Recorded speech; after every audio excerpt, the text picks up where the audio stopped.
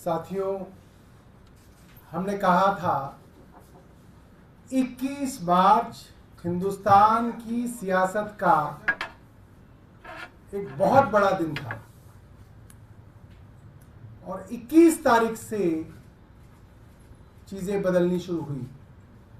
आज 2 अप्रैल को मंगलवार के दिन आज देश की सबसे बड़ी अदालत सुप्रीम कोर्ट के 3 जज बेंच ने आम आदमी पार्टी के सांसद माननीय संजय सिंह जी की बेल सुनी और खुद जज साहब उसके अंदर कुछ प्रश्न केंद्र सरकार से पूछ रहे थे, जिसके जवाब केंद्र सरकार ईडी के पास नहीं थे।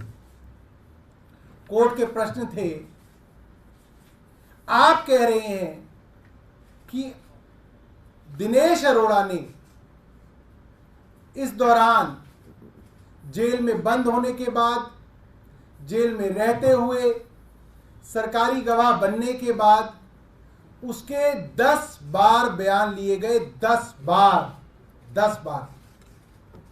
उन 10 बयानों में संजय सिंह जी के बारे में कोई बात नहीं कही गई। 10 बार के बयानों में। उसके बाद दिनेश अरोड़ा को दोबारा गिरफ्तार किया जाता है और उससे 11वां बयान लिया जाता है।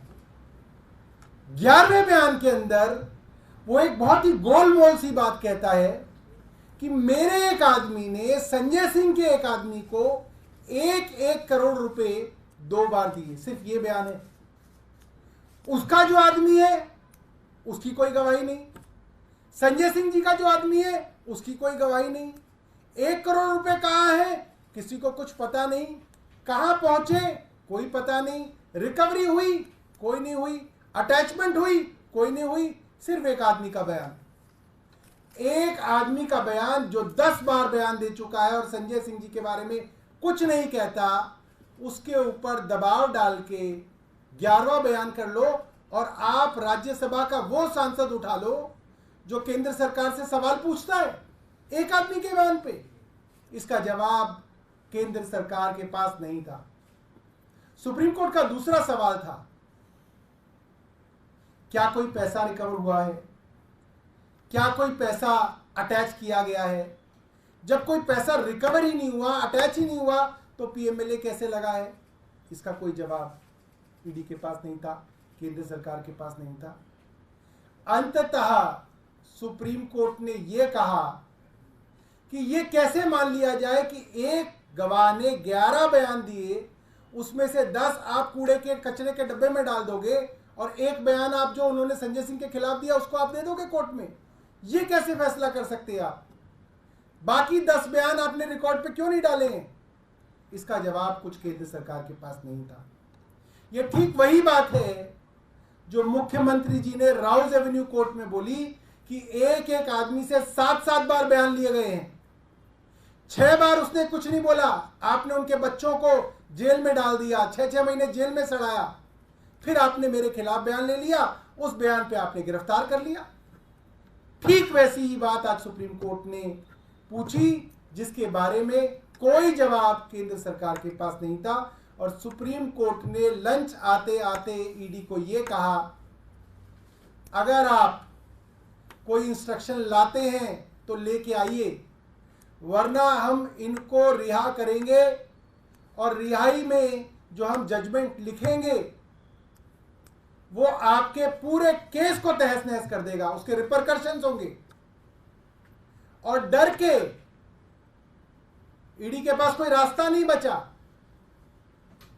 बजाय इसके कि संजय सिंह जी को बेल मिल सके। और एक फाइनल बात मैं आपको बता दूं कि जो सेक्शन 45 है पीएमएलए का, जिसकी वजह से अक्सर बेल नहीं मिलती, वो इतना कठिन और क्रूर सेक्शन है। वो सेक्शन मैं आपको अगर पढ़ के बताऊंगा तो उसके अंदर ये है, the court should be satisfied that the accused is not guilty of the offence. ये ट्विन कंडीशन है। और अगर कोर्ट इसमें जमानत दे रहा है तो इसका मतलब ये है कि कोर्ट को ये लगता है कि संजय सिंह जी बेगुनाह हैं। और ये कोई छोटा मोटा कोर्ट नहीं है, देश की सबसे बड़ी अदालत है जो संजय सिंह जी को आज बेल दे रही है। मुझे लगता है कि आज पूरे देश की लोकतंत्र के लिए एक बहुत बड़ा दिन है, बहुत खुशी का दिन है, बहुत उम्मीद का दिन है कि शायद कुछ लोग अब जेल से बाहर निकल के इस देश के लोकतंत्र को बचा लें। मैं आतिशी जी से कहूंगा कि वो अपनी बात रखें।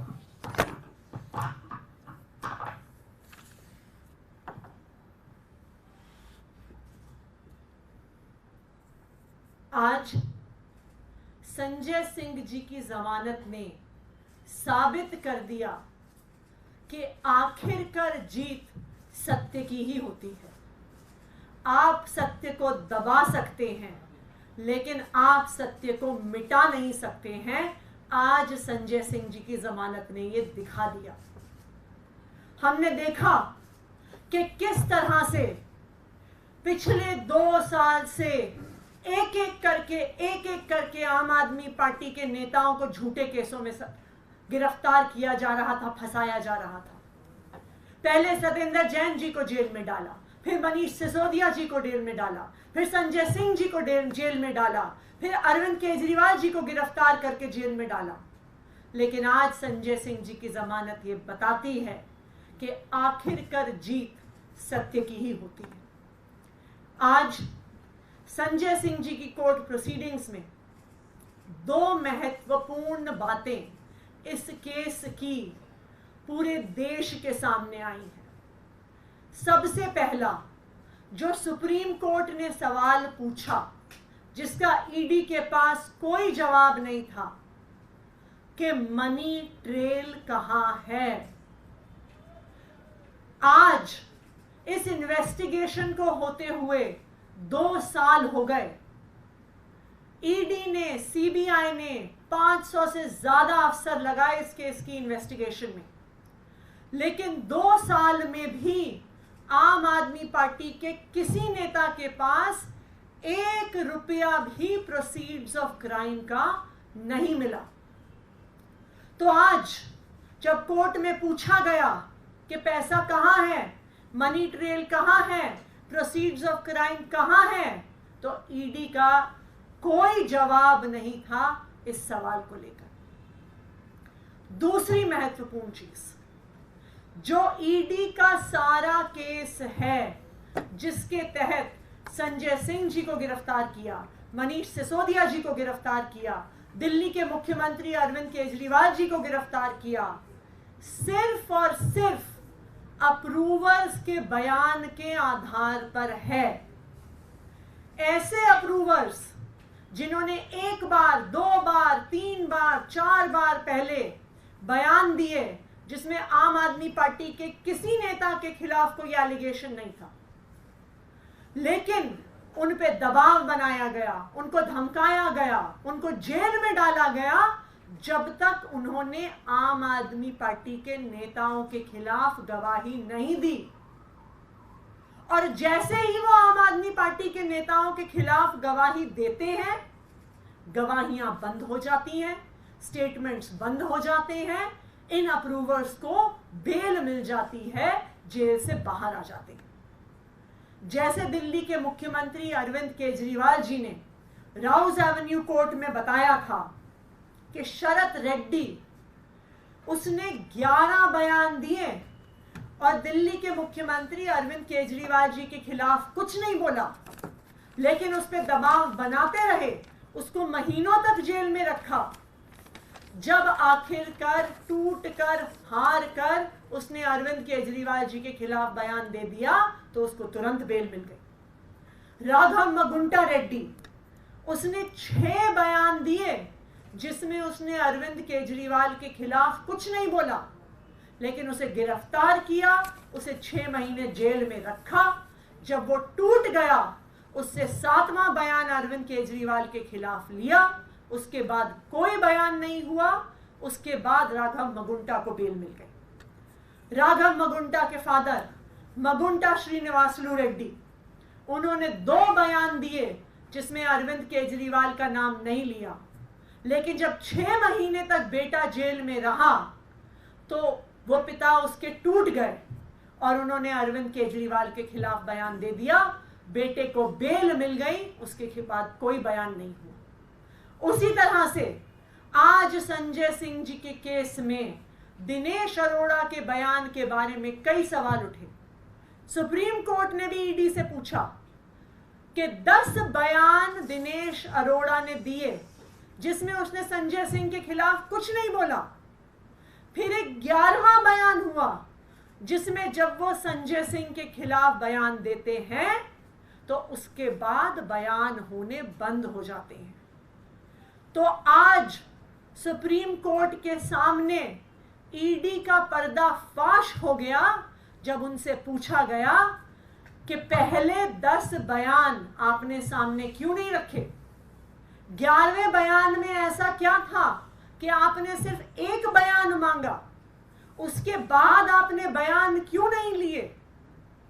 तो आज ये पूरे देश को पता चल गया कि ये तथाकथित शराब घोटाला सिर्फ और सिर्फ अप्रूवर्स के, सरकारी गवाहों के दबाव पूर्वक लिए गए झूठे बयानों के आधार पर खड़ा हुआ है। आज जो ईडी का पर्दाफाश हुआ है पूरे देश के सामने, अब हम ये उम्मीद करते हैं कि इस केस में जो एक मनी ट्रेल है उसको अब ईडी इन्वेस्टिगेट करेगी, उसकी जांच करेगी। जो शराब कारोबारी शरद चंद्र रेड्डी ने 55 करोड़ रुपया भारतीय जनता पार्टी को दिया, जो इस केस की इकलौती एस्टैब्लिश्ड मनी ट्रेल है, उसकी ईडी जांच करेगी। उस पे ईडी अपनी एफआईआर फाइल करेगी, भारतीय जनता पार्टी को आरोपी बनाएगी और भारतीय जनता पार्टी के राष्ट्रीय अध्यक्ष को गिरफ्तार करेगी और उनसे पूछताछ करेगी, क्योंकि मनी ट्रेल अगर इस पूरे केस में कोई है तो वो शराब कारोबारी शरद रेड्डी से भारतीय जनता पार्टी तक है। अब मैं माइक जैस्मिन जी को दूंगी कि वो अपनी बात रखें।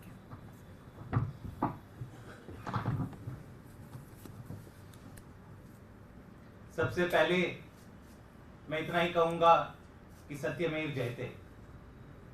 आज केवल आम आदमी पार्टी के लिए नहीं, देश के हर एक देशभक्त के लिए, जिसको सच में विश्वास है, जिसको भारत के संविधान में विश्वास है, उसकी आज जीत हुई। आम आदमी पार्टी के जितने तमाम नेताओं को इस फर्जी शराब घोटाले में कैद किया हुआ है, गिरफ्तार किया हुआ है, उनमें से आज हमारे सांसद संजय सिंह जी को सुप्रीम कोर्ट ने बेल ग्रांट करी है। और मैं इतना ही कहूंगा कि पिछले 2 सालों से जो भाजपा ने एक झूठों का पहाड़ बनाया हुआ था, हर तरह का प्रोपेगेंडा चलाया था कि बहुत बड़ा शराब घोटाला हो गया है और फला फला व्यक्ति ने फला फला कहा इसलिए बड़ा घोटाला हो गया है, उसका पर्दाफाश आज हुआ। मैं दावे के साथ कहता हूं कि दिल्ली का कथित शराब घोटाला इतिहास के पन्नों में दर्ज होगा कि कैसे एक इतनी शक्तिशाली पार्टी ने केंद्र सरकार के तमाम इंस्टीट्यूशंस, ईडी, सीबीआई, अपने तमाम सरकारी तंत्र को इस्तेमाल करते हुए एक छोटी सी पार्टी को क्रश करने की कैसे कोशिश की है। 2 साल से इन्वेस्टिगेशन चल रही है। 2 साल से हम पूछ रहे हैं कि अगर आप कह रहे हैं इतना बड़ा घोटाला हुआ है तो मनी ट्रेल कहां है? कोई जवाब नहीं है भाजपा के पास। अब तक कहते आ रहे थे कि नहीं मनी ट्रेल मिलेगी, लेकिन हमारे पास पुख्ता गवाहों के बयान है। तो मतलब गवाहों के बयान के आधार पर यह पूरा केस खड़ा किया था।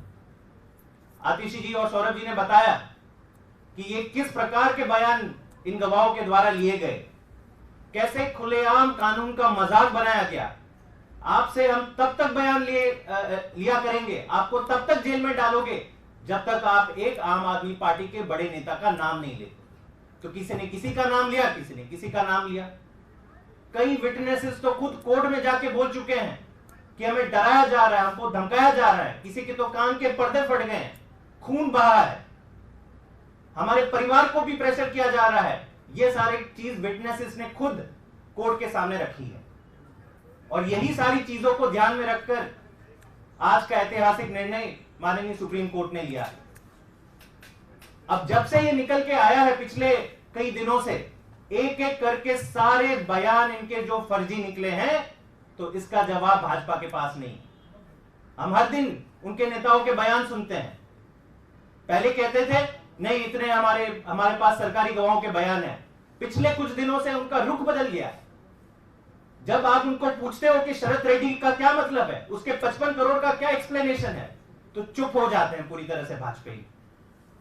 जब हम पूछते हैं कि मगुंटा रेड्डी, जिनके बयान पे आपने अरविंद केजरीवाल जी को अंदर कर दिया, उसको एनडीए का टिकट कैसे दे दिया, वो मोदी जी का पोस्टर लगा के प्रचार कर रहे हैं लोकसभा चुनाव में, और उनके बयान के आधार पर आपने एक सिटिंग मुख्यमंत्री को अंदर बंद कर दिया, तो चुप हो जाते हैं भाजपाई। जवाब केवल एक आता है, अरे भाई साहब ये सारे तर्क देने हैं तो कोर्ट में दीजिए ना, कोर्ट से आपको बेल क्यों नहीं मिल रही। मतलब जवाब कुछ नहीं है उनके पास, केवल ये कहते हैं कि नहीं कोर्ट से बेल नहीं मिली मतलब आप लोग दोषी हो। आज जब ये सारी सुनवाई सुप्रीम कोर्ट में हुई और आज जो डिसीजन आया, मेरे ख्याल से आज भाजपा को, देश को जवाब देना चाहिए कि क्या मजाक बना दिया है आपने पूरे देश का, देश के कानूनी व्यवस्था का। पूरा का पूरा फर्जी केस आपने एक पार्टी के तमाम शीर्ष नेतृत्व को अंदर बंद कर दिया, उल्टा धमकी दे रहे हैं। आतिशी जी को धमकी आई है, सौरभ भारद्वाज जी को धमकी आई है, दुर्गेश पाठक, राघव चड्ढा कह रहे हैं कि अब दूसरी और तीसरी पंक्ति के नेताओं को भी जेल में डाल देंगे। गजब की तानाशाही है। मेरे ख्याल से आज देश की जनता, देश के हर एक देशभक्त को गर्व होना चाहिए कि भारत की कानून व्यवस्था और संविधान ने सच का साथ रखा है। और कुछ ही दिनों की बात है कि ये पूरा का पूरा जो मैं कह रहा हूं कि झूठों का पहाड़ बना है, वो पूरी तरह से बिखर जाएगा। एक बात मैं अपने भारतीय जनता पार्टी के मित्रों के लिए कहना चाहता हूं। आप सब इस चीज को देखेंगे, इसलिए मैं आपको आगाह कर रहा हूं। अब तक भारतीय जनता पार्टी के लोग ये कहते थे बेल नहीं मिल रही, इसका मतलब जरूर कुछ किया वरना बेल मिल जाती, यही कह रहे थे ना। अब वो ये कहेंगे अरे बेल ही तो मिली है, इसका मतलब ये कोई ना कि कुछ नहीं किया है। ये फर्क आपको आज से दिखेगा, क्योंकि चिट भी हमारी, पट भी हमारी, और सिक्का मोदी जी का, ये उनका मानना है। तो ये फर्क जो है आज आपको ट्विटर पे, व्हाट्सएप, फेसबुक पे दिखना लगेगा।